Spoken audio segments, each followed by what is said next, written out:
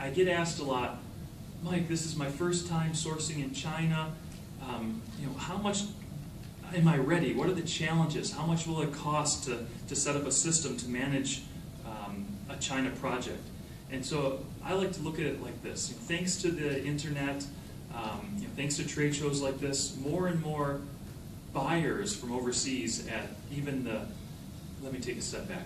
10 years ago, if you were to go to any major hotel in China and talk to the foreigners that were staying at that hotel, they would be like engineers and production design technicians, sourcing officers. Now you go to that same hotel and you'll meet distributors, mom and pop retailers, eBay power sellers. So everybody is going to China. And in going to China, in an ideal world, you're cutting out layers of middlemen that didn't provide any value. For example, one of my biggest projects early on in my career where I finally made some money was I was importing hardware into America, and I knew the factory in China, I found a buyer in America, and I cut out a California importer, I cut out a Taiwanese middleman, I cut out a Hong Kong export agent, and basically replaced those people with myself, and I made a nice living for a couple of years. However, the danger is that if you are bridging those gaps, now you're responsible to provide all the services that the middleman provided, the financing, the product conformance. There's a host of even the dealing with the factory and handling the translations and warranty issues. So I fully encourage people to go as far up the supply chain as you go, but just as you can go. But just realize that if you're cutting out lots of intermediaries, some of them may have been providing a legitimate service that now you have to take over. As I mentioned, it could be as simple as who handles the product safety testing, who handles the shipping. So the harsh reality is, maybe going to China you get a low unit price, but there's a host of other expenses. Let me talk about those now. So let's take a typical order, $100,000 less of fashion-related products. What are some of the costs in addition to the unit price, the shipping, and duties? This is I fit a lot into this slide, but I'll walk you through it. First, someone needs to visit the factory to make sure it's a legitimate supplier. Make a trip to China. A nice hotel and good food can cost a couple $1,000s. If you outsource it to a third-party auditor, it still costs hundreds of dollars. How do you determine the reputation of the supplier? Will they be in business long enough to complete the order rather than go out of business and disappear with your deposit?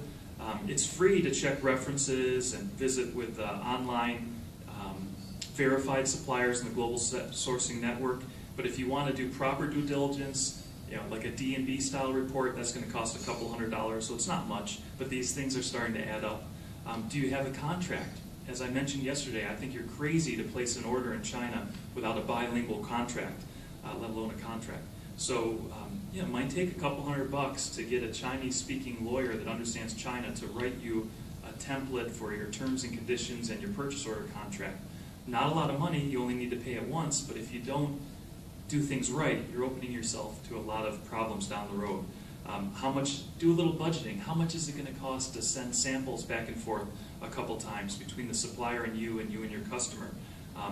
Is your product something that touches the human skin or a baby, God forbid, where you need to do a lot of testing to make sure the product is safe? That can get expensive, at least hundreds of dollars.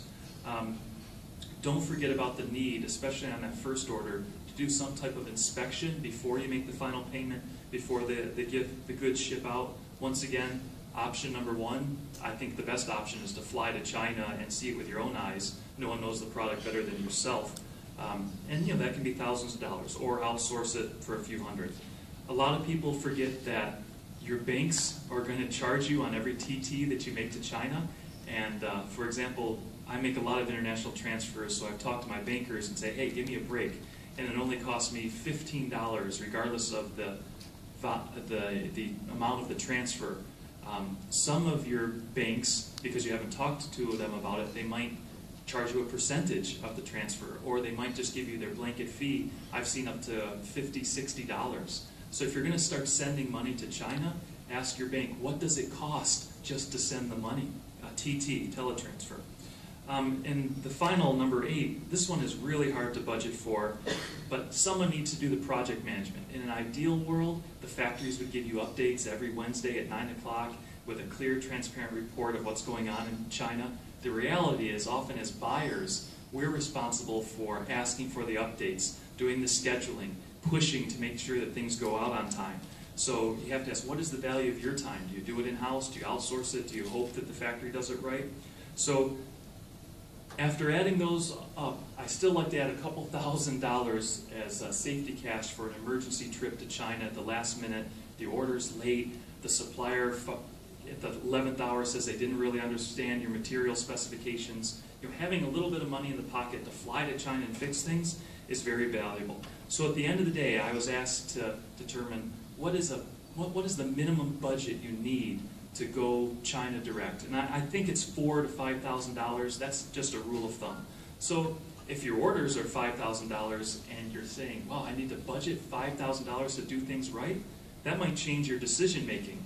If your orders are large, as a ratio, it's not that much. But please, I want to stress over and over again how important it is to do things right with the inspections and a purchase order and a bilingual contract.